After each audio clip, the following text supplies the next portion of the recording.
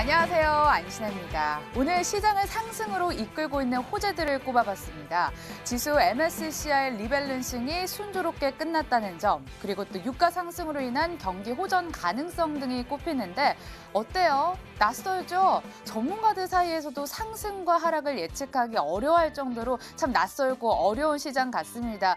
여러분들도 혼란스럽고 어려우신 건 당연한 것 같아요. 오늘 두 분의 전문가가 그래서 여러분들 도와드린다고 합니다. 종목 전략 궁금하신 분들 지금부터 채널 고정해 주시고요. 개미 탈출 프로젝트 W 출발할게요.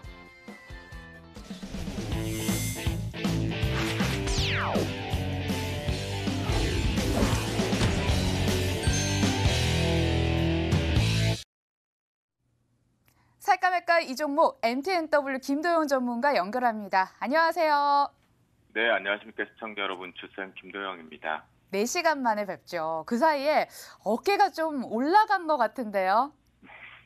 아닙니다. 절대 그럴 일 없습니다. 시장이 아니죠? 지금 너무 헷갈리고 있습니다. 네, 전문가 사이에서 정말 상승 하락 예측하기 어려울 정도로 참 까다로운 시장인데 제가 왜 어깨 올라갔다라고 얘기를 한 이유가 종목에서 수익이 발생을 했습니다.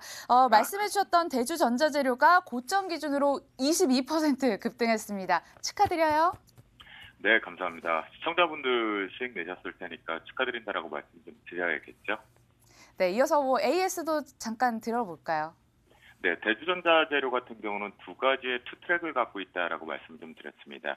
MLCC 부분에 대해서 사실은 우리가 삼성전기나 삼성 사막 콘덴서를 생각을 하다 보면 아직까지 3분기에 대한 재고 소진 부분까지 확인해야 된다라는 부분이지만 동사 같은 경우는 이 MLCC의 전도성 페이스트, 그런데 최근에 상승세를 가져오고 있는 특징 중에 하나는 뭐다? 기술적으로 역시 이 부분에서 아주 매력적으로 저점 부분을 잘 다져주고 만들어주고 왔었지만 역시나 고점 대비해서 되돌림 이후에 짝꿍댕이 패턴이 잘 만들어지면서 역 W자가 정상적으로 잘 올라가고 있다라는 거겠죠. 저점이 높아지는 패턴 속에서 이번에 상승 부분의 탄력은 MLCC가 아니라 바로 2차 전지에 대한 전도성 페이스트 부분의 상승 부분을 모멘텀으로 받았다라고 보시면 좋겠는데요. 오늘 제가 앞에서 잠깐 시장이 조금 안개 속입니다라고 말씀 좀 드렸던 건 바로 원달러 환율 추이 부분에 대한 외국계 자금 이탈 여부에 좀 제가 민감하게 받아들이고 있기 때문입니다. 하지만 종목군들의 희망 단순하게 놓고 보면 대주전자도 마찬가지입니다. 시장 분위기를 빼놓고 판단을 해보면 강력하게 보유 의견을 드려야 되지만 시장 분위기상 봤을 때 직전 고점 부분에 윗꼬리가 달리면서 차익 실현 부분들이 나왔다는 거 봤을 때 한 번쯤은 현 위치, 현재 22,900원대 거래되는 부분에 이익 실현 챙기고 가보자라고 말씀을 드려보도록 하겠습니다. 2차 전지주가 화제가 되는 모양새입니다. 오늘 또 뜨거운 종목들도 모아놨으니까 조금만 더 기다려주시고 살까 말까 이 종목 현대차부터 시작을 해보도록 하겠습니다. 8년 만에 이 무파업으로 임금단체 협약을 잠정 합의하기로 했습니다. 노조원들도 우리 경제가 어렵다는데 공감대를 형성했다고 합니다. 파업을 안 할 뿐인데 경제 효과가요. 증권사에서 추정을 한 경제 효과 함께 살펴보시면요. 이 정도가 된다고 합니다. 3,800억 원에서 6,300억 원 정도의 생산 관련 이익이 추정된다고 합니다. 현대차 강세고요. 오늘 자동차 관련주들 일제히 쌩쌩 달리고 있습니다. 수차 관련주들이 급등하는 것도 이 여파인 것 같아요. 전문가님. 네. 1차 저항선으로 보였던 13만 원도 뚫어내는 모양새인데 이제 본격적으로 시동 거는 건가요? 사실 기대만 해보면 올해 동사 같은 경우 현대차 그동안 시장에서 엄청 기다렸던 게 있어요. 바로 뭐였죠? 제너시스 3인방.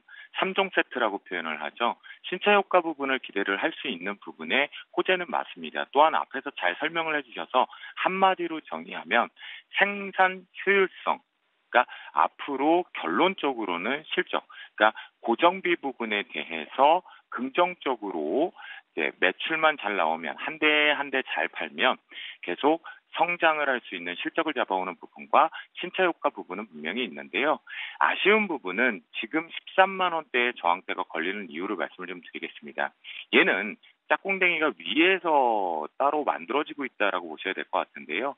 다중바닥으로 지금 현재 코스피는 사단 올리 부분에 8월 6일 저점 부분까지 먼저들 내려왔는데 시장을 방어하기 위한 성격, 여기서 만약 할인을 된다고 하도 주가 자체가 내려온다고 하더라도 디스카운트 요인은 크지 않다라는 부분 때문에 시장을 대응하기 위한 방어하는 매수 성격일 뿐이지 본격적으로 상승으로 가기에는 아직 아니다. 그러니까 오늘 임담협 협상 부분의 타결에 4천억대 부분의 호재 부분으론 기술적인 반등만 있었지 현재 보유자분들 같은 경우에는 한 번은 조금 챙기고 가는 센스가 필요하겠고요. 신규자분들은 눌림목. 하지만 시장을 같이 올라갈 때의 조건 자동차 반드시 필요하거든요. 시가총액 상위 부분에서 그런 부분에서는 눌림목 매수에 포트인 의견을 드리도록 하겠습니다. 신규 매수는 눌림목 정도에서 신규 매수 가능하다라는 점에서 포트인을 주셨습니다. 자, 2차 전지주 특집이라고 해도 과언이 아닐 것 같습니다. 일진 머티리얼즈부터 시작을 할게요. 배터리 소재주 중에 가장 뛰어난 실적을 보였었던 일진 머티리얼즈 연고점을 이렇게 돌파하기 직전입니다. 전기차 배터리 수요가 늘면서 음극재 소재인 동박의 공급이 부족할 수 있다는 전망이 주가를 이렇게 끌어올리고 있습니다. 오늘 동박 관련주에서 일진 머티리얼즈도 그렇고 SKC도 강세를 보이고 있는데 둘 중에 꼭 포트에 이인할 종목 선택 좀 해주실까요? 둘 중에 선택을 하라면 저한테 이러실 것 같습니다. 엄마가 좋아? 아빠가 좋아? 이건데요. 동사가 올해 2월 21일 날 최고점이 45,150원입니다. 앞에서 설명을 잘은 왜 그러냐면 SKC는 M&A를 통해서 결국은 동사의 경쟁사가 되었죠. 하지만 최근에 LG화학발 부분에서 2차 전지 부분의 확대 부분들이 시장에 하반기 성장성이 언급되고 있습니다. 그러면 결론적으로는 이 고점을 뚫어서 간다. 시간차만 둘 뿐이다. 살짝 눌려놓고 간다라고 보시면 좋을 것 같겠고요. 올라가서 안착하면 새로운 고점을 역사적인 고점 부분대로 뚫어서 갈 필요가 있겠다라고 말씀드립니다. LG화학이요. 만약에 이 SKC M&A 부분에서 동박 관련 쪽으로나 응급제 관련 쪽으로 일진 머티리얼즈한테 공급을 받게 될 경우에는 주가는 슈팅이 나간다라고 보시면 좋겠고요. 아직 SKC나 SK이노베이션의 M&A 부분들이 LG화학이 올해 연말까지는 안정적인 공급을 받습니다. 하지만 이 부분을 만약에 협상이 되지 않아서 다른 경쟁사를 찾게 된다면 일진 머티리얼즈가 곧바로 들어갈 확률이 매우 높아지고 있는 동사니까요. 지금 같은 경우는 강력히 보유하자라고 말씀 좀 드리겠고요. 기술적인 부분에서 갭자리 42,500원에서 42,000원대에 강력히 지켜준다면 새로운 고점을 한번 갱신하러 가겠다라는 결정과 함께 포트인의 의견, 보유 의견을 드리도록 하겠습니다. 네, 배터리 소재업체 살펴봤고 이번에는 배터리 부품업체에 대해서 짚어보도록 하겠습니다. 상신 EDP가 준비가 돼 있습니다. 소재나 부품이나 오르는 건 비슷한 맥락이겠죠. 전기차 수요가 증가하면서 관련 실적이 나오겠다 요 정도인데 상신 EDP의 차이점이라면 외국인 투자자들의 러브콜이 연신 들어오고 있다는 점입니다. 상신 EDP 긴 횡보 구간을 거쳐서 지금 외국인의 러브콜이 들어오고 있는 건데요. 이런 수급 호전 속에 상신 EDP 과연 2차 랠리도 가능할까요? 전문가님 도와주시죠. 네, 맞습니다. 동사 같은 경우는 역시나 시장에서 일시적으로 좀 소외됐던 부분이죠. 그 이유는 2차 전지에 대한 핵심적인 부분, 즉 2차 전지용 각형과 원형 케이스 부분이다 보니까 캡 업셈블리 부품이거든요. 결국은 이 부분이 실제로는 스마트 기기 쪽으로 쏠려 있었던 것이 전기차 부분으로 들어간다는 건 뭐냐면 면적이 늘어난다는 겁니다. 그럼 면적이 늘어난다는 건 스마트 기기 한 대보다 전기차에 들어가는 면적이 늘어났기 때문에 매출 단가의 영업이익률들은 증가할 수밖에 없는 거겠죠. 그 부분을 놓고 판단을 해보면 영업이익 금액이 늘어나는 부분이겠죠. 그런 부분에서 지금 가두리 박스권을 돌파를 할까 말까 고민을 하고 있습니다.